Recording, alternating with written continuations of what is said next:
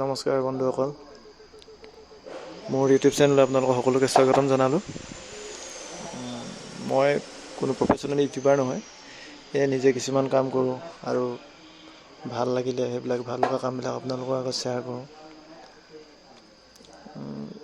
আজি এই ক্লিপখিনি যিখিনি আপুনি দেখা পাইছে মোৰ ফাৰ্মখনত, এই যোৱা নৱেম্বৰত মোৰ এবছৰ সম্পূৰ্ণ হ'ল।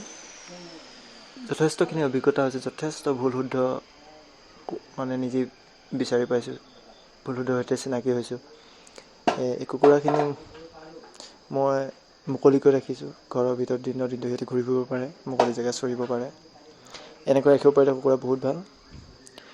এইখিনি যিখিনি ঘাঁহ থকা এইখিনি চিনবিলাক ক্লিপকেইটা এইবিলাক সকলোখিনি কিছুদিন আগতে লোৱা, আৰু পিছলৈ মই আপোনালোকক আজি দেখুৱাম বিশেষকৈ কিদৰে অতি সোনকালে জোখৰ সময়তকৈ আগত কণী উৎপাদন কৰিব পৰা যায়, আৰু সেই বিষয়ে মই আপোনালোকক ক'ম। কিন্তু এতিয়া এইখিনি অলপ চাই লওক। এই এৰিয়াটো প্ৰায় 1.5 কঠামান মাটিৰ এৰিয়া হ'ব। তামোল পুলি লগাইছোঁ আমি নতুনকৈ, আৰু তাৰ মাজে মাজে কুকুৰাবিলাক চৰি ফুৰে। দানাৰ খৰচা যথেষ্ট কমি যায়, আৰু বিভিন্ন ধৰণৰ পোক পতংগও ইত্যাদি খায়। ঘাঁহ বন একেবাৰে চফা কৰি ৰাখে। কয়লা কুকুৰা আছে মোৰ। আৰু পিছৰ বৰ্তমান সময়ত অলপ কুকুৰাৰ পৰিমাণ কমি গ'ল। মই 60জনী কুকুৰা ৰাখিছোঁ, সেইখিনি আপোনালোকে পৰৱৰ্তী ভিডিঅ'টো দেখা পাব। এইখিনি আগৰ আছিলে এই ক্লিপকেইটা, মই আগতে ৰেকৰ্ড কৰা আছিলে। সময়ৰ অভাৱত ভিডিঅ' এটা বনাব পৰা নাছিলোঁ। বিশেষকৈ মই আজি ভিডিঅ'টোত কণী কিদৰে সোনকালে উৎপাদন কৰিব পাৰি, মানে আপোনাৰ 130 দিনত, সেই বিষয়ে আলোচনা কৰিম।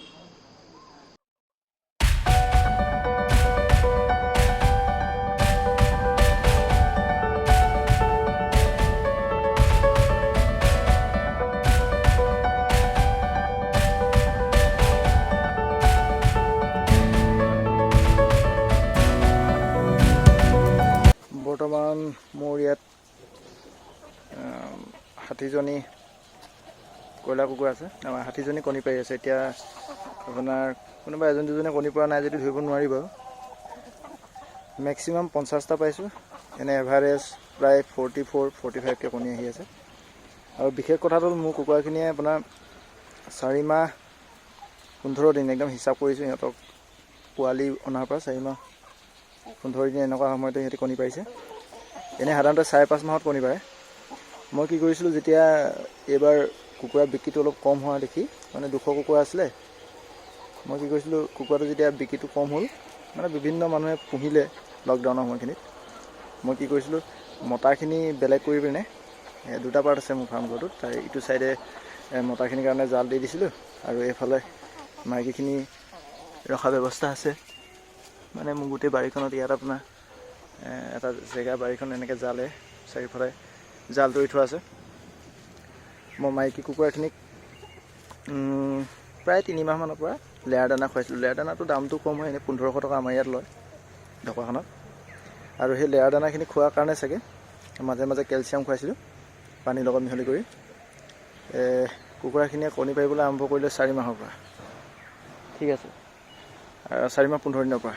আৰু আজিলৈকে সিহঁতৰ প্ৰায় মই 1600-1700মান কণী, টোটেল মোৰ কণী এতিয়ালৈকে হিচাপ ৰাখিছোঁ। 1600-1700মান কণী সিহঁতে ইতিমধ্যে পাৰিলে। মোৰ ইয়াত সোণালী কুকুৰাও আছে কেইটামান। সোণালী কুকুৰাকেইজনী কণী পৰা ক্ষেত্ৰত ক'বলৈ গ'লে সোণালী কুকুৰা অত্যন্ত ভাল। সিহঁতে লকডাউন আৰম্ভ হৈছিলে মাৰ্চ মাহত থ'বলা, তেতিয়াৰ পৰা এতিয়া আজি ডিচেম্বৰলৈকে একেৰাহে কণী পাৰি আছে। কেতিয়াবা 2-এজনী ক্ষতি হৈছে। 6জনী সোণালী কুকুৰা আছেগৈ, তাৰ কেতিয়াবা 4টা পাৰে, কেতিয়াবা 5টা পাৰে।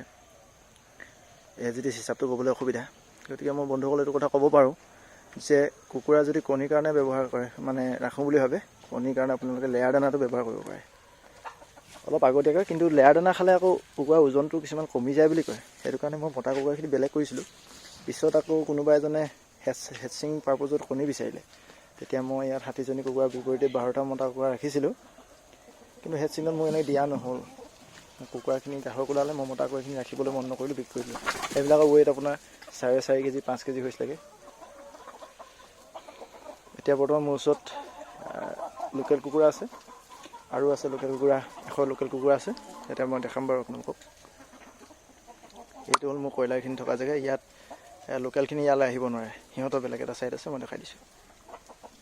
এই কয়লাৰ কুকুৰা এইটো ছাইডত আছে নহয়, এতিয়া মই এইটো ছাইডত আছে মোৰ লোকেল কুকুৰাখিনি। সিহঁতে অলপ সৰু হৈ আছে, নাই এমাহ হ'ল, এমাহ হৈ পাৰ হৈ গৈছে এমাহ। আৰু এয়া প্ৰায় আপোনাৰ আধা কেজি 3 পোৱা এনেকুৱা চাইজত 100টাই আছে। এই লোকেল কুকুৰাটো পুহিবলৈ অকণমান টান হয়, কেলৈ ইয়াৰ মৰ্টেলিটি ৰেটটো বেছি হয়। মোৰ কয়লাৰ কুকুৰা 200 ভিতৰত মোৰ অকল 2টা মৰিছিলে, সৰু পোৱালি থেপা খাই মৰিছিলে, কিন্তু ঠাণ্ডাত, কিন্তু বেলেগকৈ একো হেৰি নাই। ইয়াত কিন্তু লোকেলখিনিত মই আগতে চাইছিলোঁ, মোৰ 150 কুকুৰা, তেতিয়া অৱশ্যে মোৰ এক্সপিৰিয়েঞ্চ নাছিলোঁ। 150 কুকুৰাত মোৰ 130 আছিলে, এইবাৰ 96 বাচিছিলেগৈ। কিন্তু এইবাৰ মোৰ ঠিকে আছে। এইবাৰ মই সেইখিনি প্ৰিভেণ্টিভ মেজাৰ্ছখিনি লৈছোঁ, মেডিচিন যেনেকৈ ব্যৱহাৰ কৰিব লাগে। সিহঁতক ধুনীয়াকৈ এতিয়া বিক্ৰী কৰিব পৰাই হ'ল ক'বলৈ গ'লে। আমাৰ ইয়াত লোকেল কুকুৰা কেজি ঘৰৰ পৰা 450কৈ নিয়ে, 350কৈ। গতিকে সেইমতে চাবলৈ গ'লে লোকেল কুকুৰা অলপ হেৰি আছে বাৰু, ঠিকেই আছে। এইটো মোৰ ঘৰৰ ভিতৰটো। ইয়াত চাগে কণী আছে নে নাজানো। কণীখিনি আমাৰ নিজৰ দোকান আছে, দোকানলৈ কণীখিনি লৈ গ'ল। ইয়াত অকল 8টা কণী আছে। ৰাতিপুৱা অলপ আন্ধাৰ হোৱাৰ কাৰণে, মানে ডাৱৰীয়া হোৱাৰ কাৰণে লাইটটো জ্বলাই থোৱা অৱস্থাত আছে। এই ভিতৰত যে পলটো দেখিছে আপোনালোকে, তাত এটা মই কোৱাৰেণ্টাইন কৰি থৈছোঁ। কোৱাৰেণ্টাইন কৰি মানে সি অলপ ভৰিত দুখ পালে, ভৰিত দুখ পাইছে। এতিয়া ভৰি দুখ পোৱাৰ কাৰণে সি হেৰি হৈছে, ভাল হৈছে তাৰ, তথাপিতো ভৰি দুখ পোৱাৰ কাৰণে তাৰ মানে অসুবিধা হ'ব বুলি, হেঁচাত নাখাব বুলি তাক মই কোৱাৰেণ্টাইন কৰি থৈছোঁ। তেতিয়া সি আৰু ফাৰ্ডাৰ দুখ নাপায় আৰু।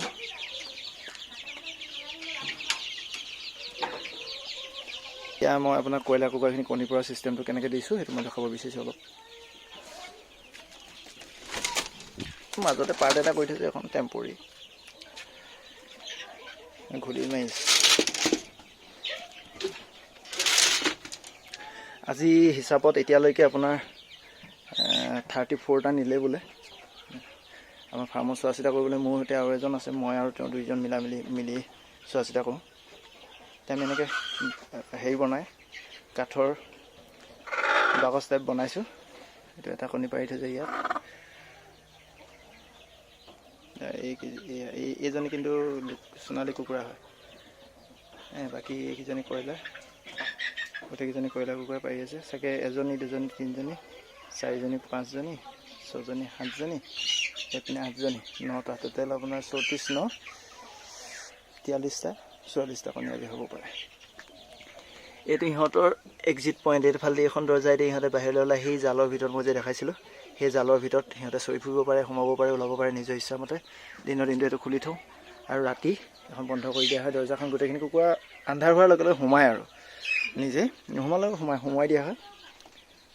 আৰু আমি এনেদৰে দুভাগ কৰি বস্তুখিনি থৈ দিছোঁ। এই ঘৰটোৰ কথা এটাই, এইখিনি মাজৰ এইটো মই যিটো টেম্পৰেৰীকৈ বনাই থৈছোঁ এইখন, ইয়াৰ এটা কথা আছে কি, যদিহে ডাঙৰ কুকুৰাৰ পৰিমাণ কমি গ'ল, 10টা 12টা আছেগৈ, আৰু সৰু কুকুৰা এইটো ঘৰত ভৰাবলগীয়া আছে, তেতিয়া আমি তাৰ 2টা ভাগ কৰি দিব পাৰোঁ। এইখন আমি ইয়াত কাঠৰ হেৰি বন্ধ কৰি দিলেই হ'ল, ঠিক আছে। কেতিয়াবা কণী বটলাৰ ভিডিঅ' দেখাম, ঠিক আছে হ'ব। ইহঁতক চাউল কেইটামান দি দিওঁ, ফুটিটো চাব।